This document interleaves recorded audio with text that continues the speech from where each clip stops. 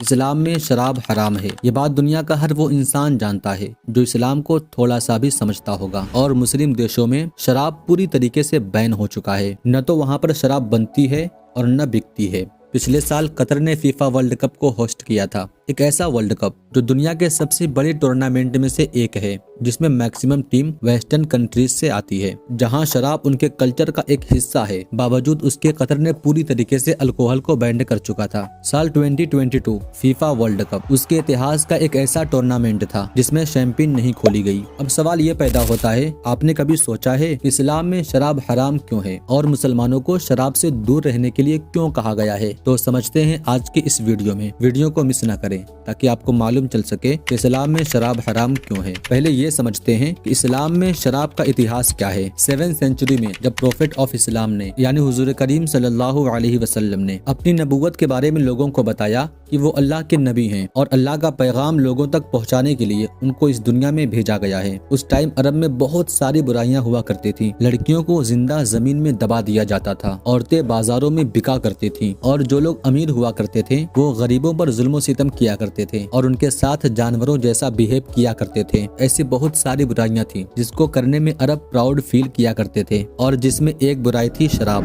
जिसको अरबी में खम्र कहा जाता है। उस टाइम अरब में शराब लोगों के जिंदगी का हिस्सा हुआ करता था। सुबह पीने के लिए अलग शराब, रात में पीने के लिए अलग शराब और मेहमानों के लिए अलग शराब। मतलब शराब की बहुत सारी कैटेगरी हुआ करती थी। प्रोफेट ऑफ इस्लाम अल्लाह के नबी अल्लाह के पैगाम को लोगों तक पहुंचाना शुरू करते हैं और धीरे धीरे लोग इस्लाम की तरफ आते हैं और मुसलमान होने लगते हैं। वो मुसलमान तो हो जाते हैं लेकिन शराब भी पीते हैं, क्योंकि अब तक शराब को हराम होने की कोई भी बात उनको बताई नहीं गई थी, क्योंकि शराब उनके लिए उनके जिंदगी का एक हिस्सा था। लेकिन इसी बीच कुरान के पारा नंबर 2 और आयत नंबर 219 में लोगों को बताई जाती है, जिसमें कहा गया है, ऐ नबी ये आपसे शराब और जुए के बारे में पूछते हैं, कह दीजिए इन दोनों के अंदर बड़े गुनाह हैं और कुछ लोगों के लिए कुछ फायदे भी हैं, लेकिन बुराई फायदे से ज्यादा है। इस समय तक कुरान में शराब की बुराई के बारे में बताया गया था, लेकिन इस समय शराब हराम नहीं हुआ था।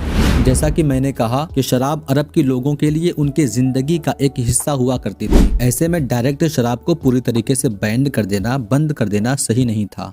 अब शराब को लेकर एक और पैगाम आता है कुरान के पारा नंबर 4 आयत नंबर 43 में, जिसमें कहा गया है कि ऐ ईमान वालों यानी ऐ मुसलमानों, अगर नशे की हालत में हो तो नमाज के लिए न जाओ। अभी भी शराब पूरी तरीके से बैन नहीं है, अभी सिर्फ एक बैरियर है जो ये कहता है अगर नशे की हालत में हो तो नमाज के लिए न जाओ। यानी आप शराब पी सकते थे लेकिन नशे की हालत में नमाज नहीं पढ़ सकते थे। इस पार्टिकुलर टाइम तक इस्लाम में शराब कम्प्लीटली बैन नहीं थी, सिर्फ नमाज न पढ़ने वाली कंडीशन थी। अब आता है वो टाइम जब इस्लाम में शराब को पूरी तरीके से हराम बताया जाता है। कुरान के पारा नंबर 5 आयत नंबर 90 और 91 में, यानी ऐ मुसलमानों शराब, जुआ और बुत ये गंदे काम हैं, ये सब शैतान के तरीके हैं, इसलिए उनसे दूर रहें ताकि आप कामयाब हो सकें। 91 में कहा गया है, शैतान तो ये चाहता है कि वो शराब और जुए के जरिए तुम्हारे बीच दुश्मनी और नफरत पैदा कर दे, तुम्हें रोके अल्लाह की याद से और नमाज से, तो तुम उसे छोड़ते हो या नहीं। ये सुनने के बाद उस टाइम के जो मुसलमान थे उन्होंने शराब पीना बंद कर दिया।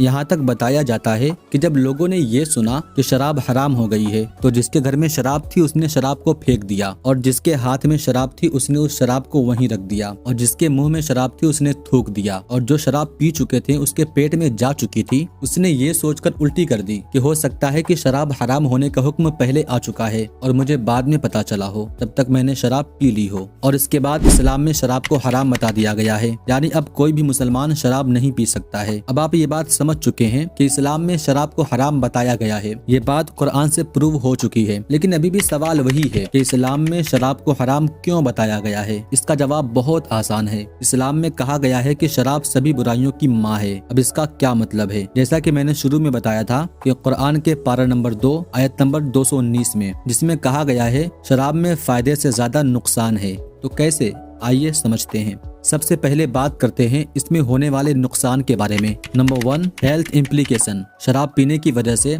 कई सारी बीमारी होने का खतरा कई गुना बढ़ जाता है। Liver disease, cancer, cardiovascular disease, brain health, digestive problem, digestive problem और मेंटल हेल्थ इश्यूज जैसी कई बीमारियों का खतरा हो सकती है। एक रिपोर्ट के मुताबिक हर साल कई लोगों की डेथ सिर्फ लिवर डिजीज की वजह से होती है। दुनिया में जब 25 लोगों की मौत होती है तो उसमें एक मौत की वजह लिवर होती है, जिसका common reason hepatitis, alcohol, fatty liver होता है। Number 2, accident. एक स्टडी से पता चला है कि इंडिया में जो रोड एक्सीडेंट होते हैं उसमें 12.7% डेथ अल्कोहल की वजह से होती है। और सबसे खतरनाक सोसाइटल इम्पैक्ट एंड क्राइम, जिसे हम दो पार्ट में डिवाइड करके समझते हैं। पहला वायलेंस, दूसरा फैमिली इश्यूज। तो पहले बात वायलेंस की करते हैं। अगर आप न्यूज पढ़ते हो या फिर न्यूज देखते हैं तो ऐसा कोई भी दिन नहीं होता होगा जिसमें शराब की वजह से वायलेंस न होते हो। दूसरे नंबर पे आता है फैमिली इश्यूज। मैं आपको सिर्फ बिहार के बारे में बताऊं, 83% औरतें तब वायलेंस फेस करती हैं जब उनके हस्बैंड शराब के नशे में घर आते हैं। शराब के नशे में वो अपनी ही वाइफ के साथ ऐसा बिहेव करते हैं जिसके बारे में आप जरूर जानते होंगे। आपकी ही नजर में कोई न कोई ऐसा इंसान जरूर होगा जो शराब पीकर अपनी ही फैमिली को हैरेस करता है। और कुरान के पारा नंबर 2 आयत नंबर 219 में ये भी कहा गया है कि शराब कुछ लोगों के लिए फायदेमंद भी है। इसका क्या मतलब है, आइए वो भी देख लेते हैं। शराब को लेकर अब तक बहुत सारे रिसर्च किए जा चुके हैं, जिसमें मॉडरेट अल्कोहल कंजप्शन को लेकर कुछ स्टडीज बताती हैं कि कुछ लोगों में हार्ट डिजीज की रिस्क कम हो जाती है। शराब टाइप 2 डायबिटीज के अगेंस्ट प्रोटेक्ट करती है और बोन हेल्थ के लिए भी फायदेमंद है। और ये फायदेमंद तभी है जब लिमिट में ड्रिंक की जाए। अब यहाँ पर लोगों के दिमाग में ये आ सकता है कि अगर लिमिट में पिया जाए तो फायदे ही फायदे हैं, कि इंसान होश में भी रहेगा और क्राइम भी नहीं करेगा और कोई वायलेंस भी नहीं होगा, यानी लिमिट में पीकर घर जाकर सो जाएगा, कोई बुरा काम नहीं करेगा। तो ये भी इस्लाम के करीब गलत है, क्योंकि उसी पारा नंबर 2 और आयत नंबर 219 में कहा गया है कि शराब में फायदे से ज्यादा उसके नुकसान है। और हदीस भी है सुनन इब्ने माजा हदीस नंबर 3392, जिसमें अल्लाह के नबी कहते हैं जिस चीज को ज्यादा पीने से नशा हो उसको कम पीना भी हराम है। मतलब फायदे को पॉइंट आउट कर मॉडरेट ड्रिंकिंग के नाम पर शराब नहीं पी जा सकती, वो इस्लाम में हराम है तो कम्प्लीटली हराम है। उम्मीद करते हैं कि इस वीडियो से आपको कुछ न कुछ वैल्यू जरूर मिली होगी कि इस्लाम में शराब हराम क्यों है। इसका जवाब आपको जरूर मिल गया होगा। और इसके बाद भी अगर आपके मन में कोई भी कंफ्यूजन हो तो आप कमेंट में जरूर बताएं इस्लाम में शराब हराम क्यों है। अगर इसका जवाब आपको मिल गया होगा तो आप वीडियो को लाइक करें और ऐसे ही वीडियोस के लिए चैनल को सब्सक्राइब करना न भूलें। मिलते हैं अगली वीडियो में, तब तक के लिए खुदा हाफिज।